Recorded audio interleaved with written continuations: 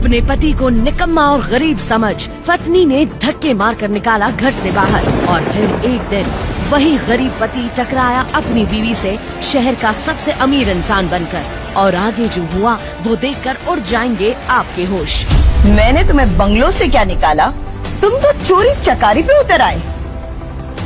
देख लो स्नेहा, ये थी तुम्हारे पापा की चॉइस। क्यों, गलत कह रही हूँ कुछ? कल तक जो लड़का मेरे पैसों पे पल रहा था, आज वो इतने बड़े होटल में कैसे घुसे चले आए? इससे तो मैं अभी इस रेस्टोरेंट से बाहर फिकवाती हूँ।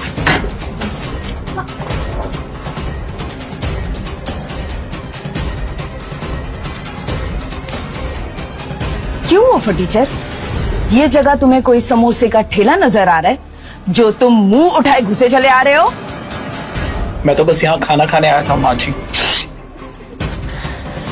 मुझे माँ जी मत बोलो, और खबरदार जो तुमने किसी को बताया कि तुम मेरे दामाद हो। माँ जी हाँ, आपने बिल्कुल सही सुना। शहर के सबसे अमीर इंडस्ट्रियलिस्ट अतुल अग्रवाल की पत्नी गीता अग्रवाल जिस लड़के को फटीचर बुला रही थी वो असल में उनका दामाद था। लेकिन ये बात सिर्फ और सिर्फ उनके घर के लोग ही जानते थे। दरअसल ठीक 6 महीने पहले अतुल अग्रवाल ने अपनी बेटी स्नेहा की शादी अपने ही बंगलों के गार्ड से करवा दी। गीता ने बार बार अपने पति से पूछा कि वो राघव जैसे गरीब लड़के से स्नेहा की शादी क्यों करवा रहे हैं, तो वो बदले में सिर्फ एक ही बात बोलते, मुझे तुम्हें सफाई देने की कोई जरूरत नहीं है। स्नेहा मेरी बेटी है, मैं सिर्फ और सिर्फ उसकी जान बचाने के लिए कर रहा हूँ। जान बचाने के लिए? ये आप कैसी बातें कर रहे हैं? हमारी बच्ची तो बिल्कुल ठीक है। मैंने कहा ना, मुझे सफाई देने की जरूरत नहीं है। और हाँ, राघव आज से हमारे बंगले में रहेगा, हमारे साथ, हमारे दामाद की तरह। शादी के ठीक 1 हफ्ते तक राघव उस बंगलों में रहा और उसने खुद ही स्नेहा से दूरी बनाए रखी। इसीलिए स्नेहा किसी और कमरे में सोती और राघव किसी और। पर एक दिन जब अतुल अग्रवाल को बिजनेस के सिलसिले में देश से बाहर जाना पड़ा, तो गीता ने भी कसम खा ली कि वो राघव से अपनी बेटी स्नेहा का पीछा छुड़वा के ही दम लेगी। मैं कहती हूँ, आखिर मेरा हार तुम्हारे पास आया कैसे? आपको भी अच्छे से पता है कि यह हाल मेरे कमरे में कैसे और कौन लेके आया। और अगर मेरा मुंह खुल गया ना तो। राघव की तीखी जुबान देख गीता और भी ज्यादा गुस्से से खौल उठी और सीधा स्नेहा के सामने जाकर रो रो कर सारी बातें बताने लगी। राघव जानता था कि गीता उसे पसंद नहीं करती और वो पूरी कोशिश करेगी उसे घर से बाहर निकालने की। पर राघव के दिल पे चोट तो तब लगी जब स्नेहा ने भी उसे ही गलत ठहराया। राघव, मैं ये रोज रोज का तमाशा नहीं सह सकती। तुम्हें मुझसे शादी करने के लिए मेरे पापा ने पैसे दिए थे ना, तो तुम्हें क्या जरूरत थी मेरी मॉम का डायमंड नेकलेस चुराने की? स्नेहा, तुम भी? माना कि हम नाम के पति पत्नी हैं, पर कम से कम एक बार ही तुम मुझसे पूछ तो सकती थी ना कि ये चोरी मैंने की भी है या नहीं। दरअसल राघव इस बात से अच्छे से वाकिफ था कि उसके मालिक अतुल अग्रवाल ने क्यों अपनी लाडली सी इकलौती बेटी की शादी उसके जैसे फटीचर से कराई थी। और जिस पैसे की बात स्नेहा कर रही थी वो पैसे राघव ने तो लिए भी नहीं थे। ये जानकर हैरानी हो रही है ना आपको? दरअसल राघव कोई पैदाइशी गरीब नहीं था, पर अपने पिता के एक्सीडेंट के बाद उस पे अपने पिता का इलाज कराने की ऐसी जिम्मेदारी आई कि उसे जो भी नौकरी मिली उसने कर ली। आप यही सोच रहे हैं ना, फिर राघव ने स्नेहा से शादी ही क्यों की? मैं बताती हूँ। जो सच स्नेहा के बारे में उसके पिता अतुल अग्रवाल जानते थे, उससे राघव भी वाकिफ था और राघव को स्नेहा पे तरस आता था। पर उस चोरी के इल्जाम के बाद गीता ने राघव को लात मारकर घर से बाहर कर दिया था। इस बात को गुजरे हुए कुछ 1 हफ्ते बीत चुके थे और आज जब गीता ने उसे शहर के इतने पॉश रेस्टोरेंट में आते देखा तो उससे रहा नहीं गया। माँ, बस भी करो, आप तो हाथ धोकर पीछे पड़ गए हो उसके। तुमने वैसे भी उसे घर से निकाला था, शहर से भी। वो जहाँ चाहे वहाँ खाना खा सकता। I am really sorry for all this. आप प्लीज अपना मील एंजॉय कीजिए। आप क्या करते हो? क्या हुआ इसमें? कौन है ये? मैं राघव, स्नेहा का पति। नाम तो सुना होगा। राघव के मुंह से ये सुनकर स्नेहा के चेहरे पे एक अजीब सी मुस्कान आ गई और राघव की सास गीता देवी को तो जैसे मिर्ची लग गई। अमन बेटा, मैंने तुम्हें बताया था ना, स्नेहा की वो मजबूरी वाली शादी, रिमेम्बर? हाँ, तो बस यूं समझ लो कि ये गुड फॉर नथिंग लड़का सिर्फ और सिर्फ स्नेहा की जान बचाने के लिए एक कवच था, जिसकी इसे अच्छी खासी कीमत मिल चुकी है। वो तो दिख ही रहा है आंटी, वरना ऐसा बदहाल फटीचर स्नेहा जैसी खूबसूरत लड़की का हस्बैंड हो ही नहीं सकता। अमन और गीता राघव पे लगातार अपने शब्दों के तीर चलाए जा रहे थे, पर राघव की नजरें तो स्नेहा पे ही टिकी हुई थी। राघव के मन में बस एक ही सवाल चल रहा था, क्या स्नेहा इस लड़के के साथ खुश रह पाएगी? क्या ये लड़का स्नेहा को सही सलामत भी रखेगा? कहीं ये शादी करके स्नेहा के साथ वो ना हो जाए जिससे बड़े सांप को डर था। खड़े खड़े मुंह क्या देख रहे हो? चलो। राघव वहाँ से हटकर थोड़े दूर की टेबल पे जाकर बैठ गया। इधर स्नेहा का मन भी राघव की तरफ बार बार खिंचा चला जा रहा था। ये मुझे क्या हो रहा है? राघव से जब शादी हुई तब तो मैंने ऐसा कुछ भी महसूस नहीं किया। जब वो घर छोड़कर गया तब भी नहीं। पर आज इस अमन से मिलने के बाद मुझे लग रहा है राघव कितना अलग है। उसे औरतों की इज्जत है, उसकी नजर में मिले रिस्पेक्ट भी है। सर, ये रहा आपका बिल। कैसे पे करेंगे आप, कैश या कार्ड? बेटा, ये बिल मैं चुका दूंगा। ये 42,000 मेरे अकाउंट में डाल देना। वैसे भी क्या है ना, बहुत दिनों से चैरिटी नहीं की, तो सोचा किसी भिखारी को ही दे दूं। कोई जरूरत नहीं है, ये अपने पैसे ना अपने होने वाली सासू माँ पे खर्च करो। वैसे भी उन्हें पैसों से तो प्यार है। राघव को जेब से इतना सारा कैश निकालते देख गीता की आंखें फटी की फटी रह गई। और फटे भी क्यों ना, गीता के बंगलों में सिर्फ 5,000 की नौकरी करने वाला राघव आज 40,000 का खाना खा रहा था।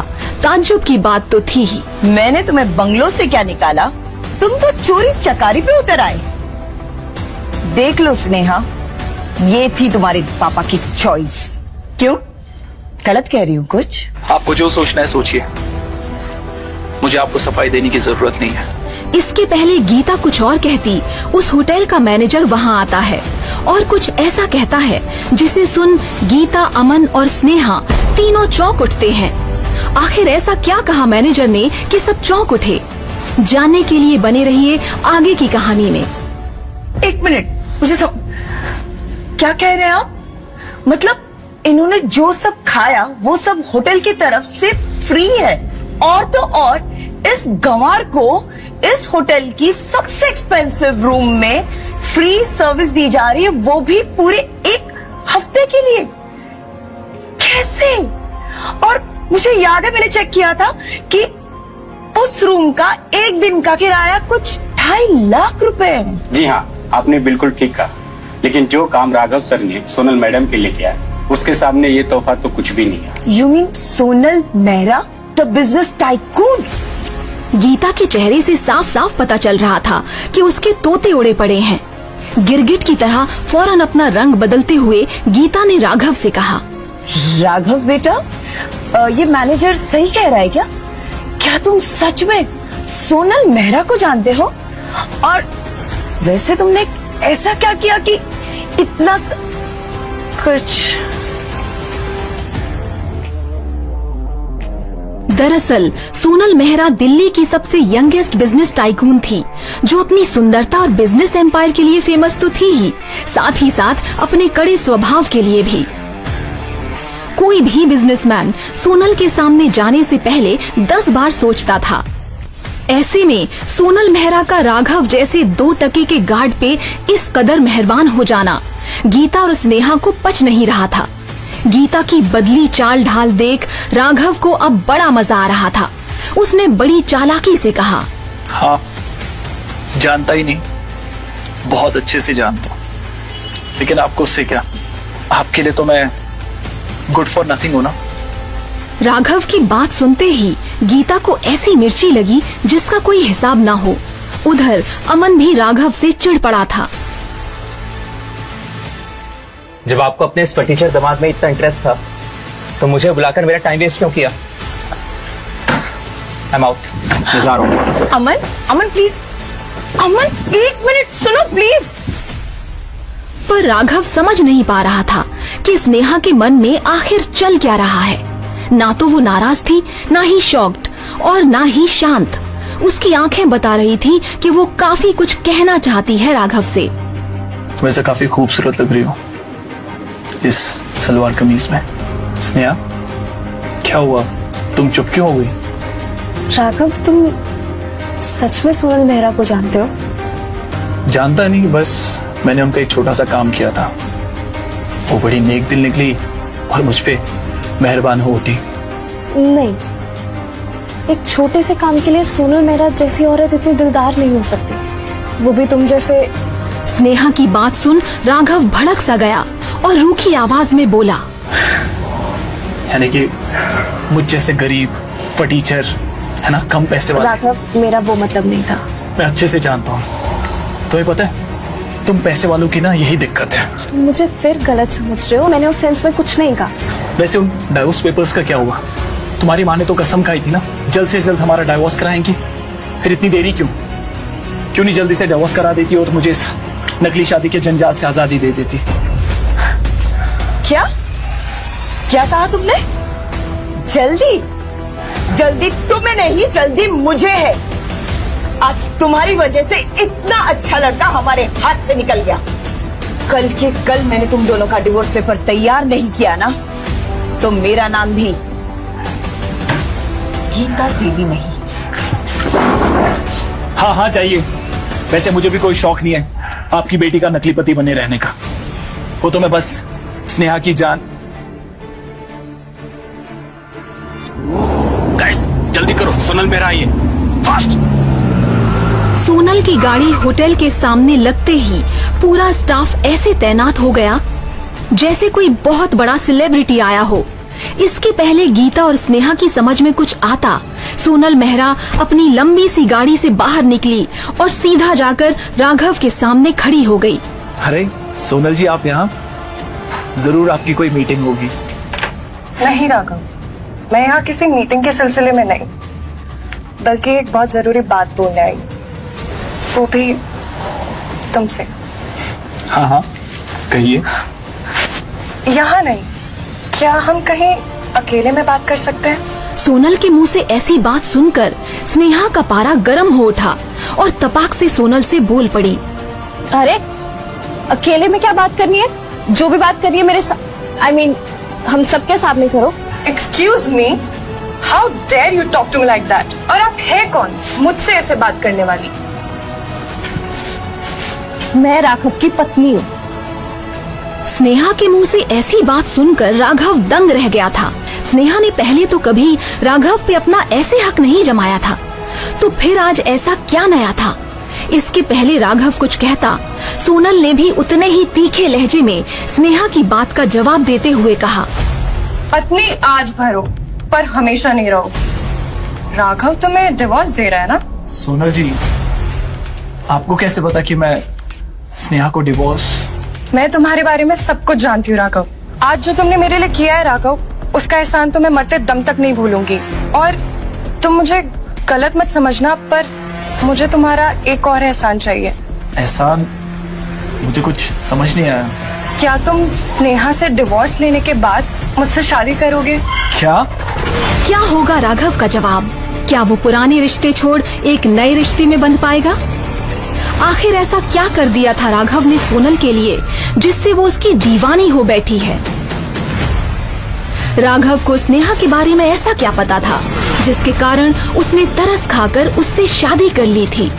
क्या स्नेहा राघव